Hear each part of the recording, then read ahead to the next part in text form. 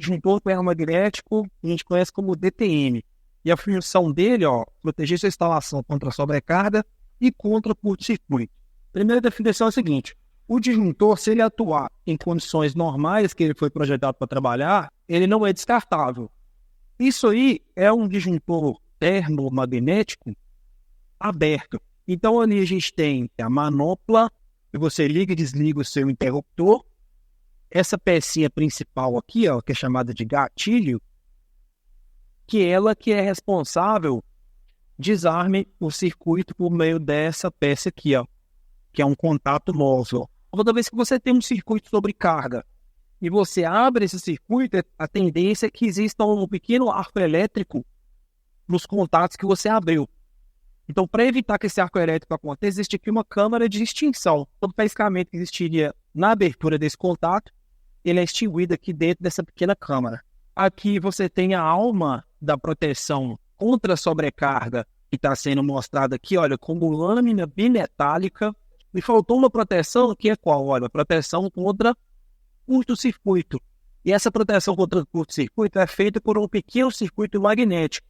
Eu percebo que o meu disjuntor ele tem dois meios de atuação. Um é pela corrente direta que causa aquecimento bimetálico e ele dilata, e outra pelo aumento do campo eletromagnético naquela bobina lá. Aí ela puxa aquele contato lá pela força magnética e faz com que o circuito desarme da mesma forma. E isso é um intervalo muito pequeno de tempo, fazendo com que o seu circuito não receba esses parâmetros indesejados por muito tempo.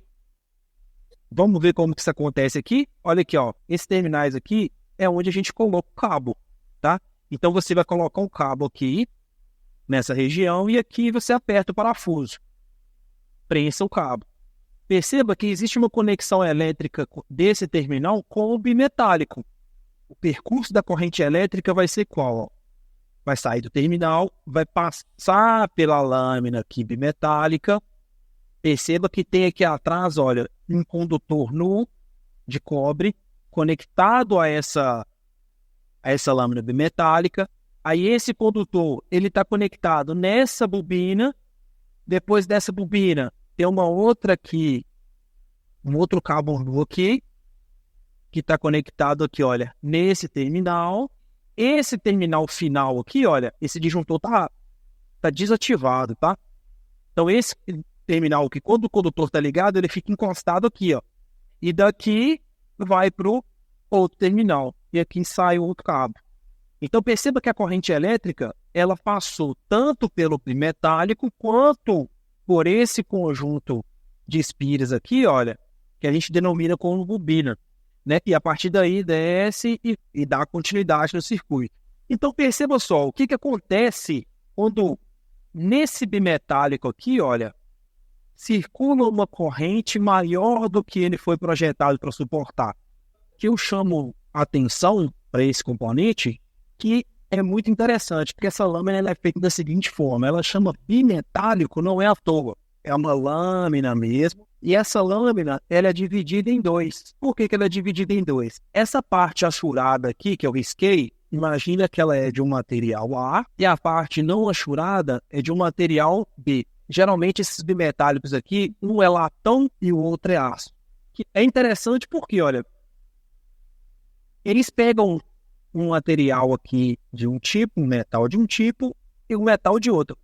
E no meio aqui eles colam essas duas lâminas, uma feita de cada material, de forma muito potente. E a gente sabe que metal, geralmente, né, os metais são bons condutores de temperatura. Só que o que difere um tipo de material do outro com relação à reação à temperatura aplicada é um alfa, que é chamado de coeficiente de temperatura. O que esse coeficiente de temperatura diz para nós? Ele diz o quanto que aquele material vai dilatar de acordo com a variação de temperatura. Então a gente sabe que quando você aquece um material, você está agitando moléculas, né? E essa agitação tende a fazer o material dilatar. Só que, se você muda de material, esse coeficiente de dilatação também muda. O que eu estou querendo dizer com isso? É que para uma mesma temperatura aplicada, você vai ter duas dilatações diferentes. Começar a aquecer esse bimetálico aqui, um vai dilatar mais que o outro, olha, vai tender aqui a curvar numa determinada direção. E atrás desse efeito que a gente está, quando a gente está querendo proteger o nosso circuito contra sobrecorrentes, também são conhecidos como sobrecarga. Vou fazer uma pergunta aqui para vocês resgatarem um conceito lá de trás. Quando eu tenho um condutor qualquer, e esse condutor recebeu aqui uma corrente, tá? Então, começou a circular aqui uma corrente nesse condutor. Eu preciso considerar que esse condutor, ele apresenta uma resistência R qualquer. Então, o que acontece quando essa corrente começa a percorrer esse condutor aqui? Vai existir aqui uma dissipação de potência que é dado por R vezes I ao quadrado. E como que eu consigo quantificar essa potência? Eu observo o efeito, não é assim?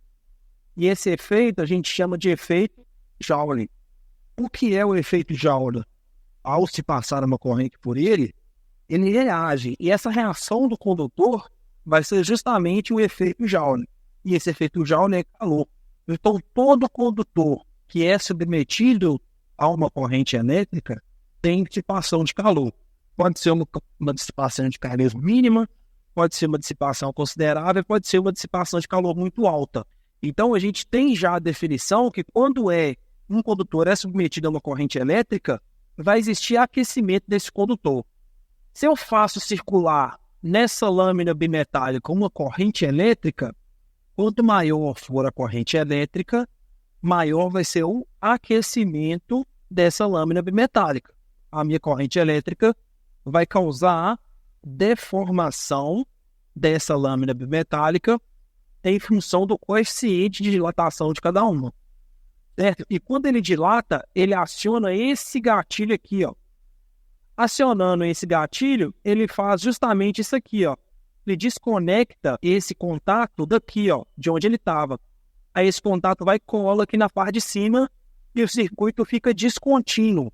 Para de circular corrente nesse circuito. Quando esse metálico voltar à temperatura dele normal, aí sim você pode rearmar o seu circuito que ele vai funcionar. Então, o bimetálico protege contra sobrecarga. Então, da mesma forma, olha, o gatilho que está aqui indicado, né? Ele está sendo sustentado por uma pequena pecinha que está aqui, ó. Certo? E essa pecinha, ela é móvel. Ela depende do campo magnético que está nessa bobina aqui. Esse pequeno pistão aqui está mais para dentro, nessa direção da bobina, né, do núcleo da bobina, ou mais para fora. Toda corrente elétrica que circula pelo circuito, ela passa por essa bobina. Então, a todo tempo existe um campo magnético, porém esse campo magnético não tem força suficiente para mudar aquele pistão ali de posição. Né? Que é justamente a mola que mantém esse pistão aqui na posição que ele está. No instante que uma corrente circula em um intervalo muito pequeno, com uma amplitude muito alta, quem que detecta essa corrente vai ser essa bobina, porque ela vai criar um campo magnético muito alto, vai conseguir empurrar esse pistão para fora, ó, e o gatilho é acionado e desliga o circuito.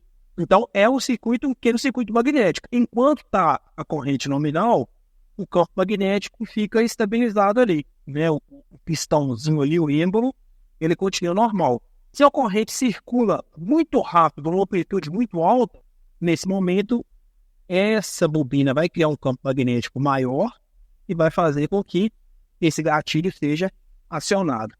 Aí pode ficar uma pergunta assim, olha, mas espera aí, você acabou de falar que se a corrente for alta, o meu bimetálico vai dilatar e vai acionar o circuito. Só que lembra que para esse cara dilatar, tem tempo envolvido, né?